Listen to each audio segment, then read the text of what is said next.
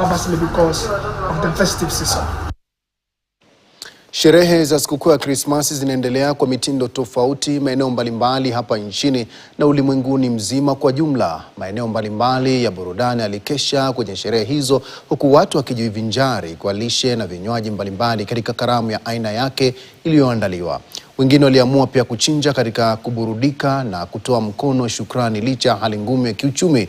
Ingawa kwa wengine haikuwa vigumu kusherehekea, walionyesha pia matumaini kwamba mwaka 2026 wakieleza matumaini kwamba utakuwa mwaka wa baraka nyingi.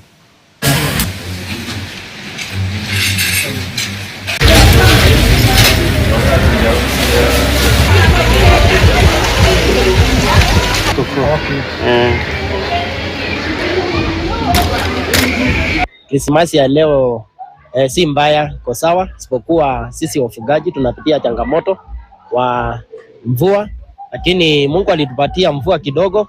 Tunashukuru Mungu atakuja kutukumbuka. So kwa ile kidogo leo tuko naye na familia tunasherehekea na tunashukuru Mungu.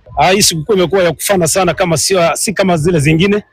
Ninawaomba wale ambao Mungu amewawezesha wito wengine waweze kuwabariki, maana haya ni majira ya furaha kukumbuka yale Bwana Yesu aliyotufanyia.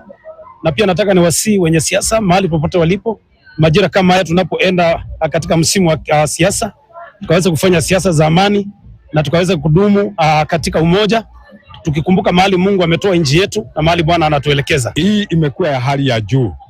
Imekuwa ya hali ya juu sababu tukiangalia hata umati na hata tunaona wananchi wanasherehekea na furaha kushinda miaka hiyo ingine. Tuko na matumaini ya uchumi kuimarika. Tunajua duniani uchumi iko mzito, lakini kitu ya muhimu kwa Wakenya ni kuwa ni watu ambaye wanajua kung'ang'ana. Wale wako na uwezo, hata ingawa ni kidogo, tunashare na hawa watoto, ndio hata na wao wanajisikia wakiwa part ya society yetu. Katika taarifa inayofungamana na hiyo, mtazamaji, ni kwamba naibu gavana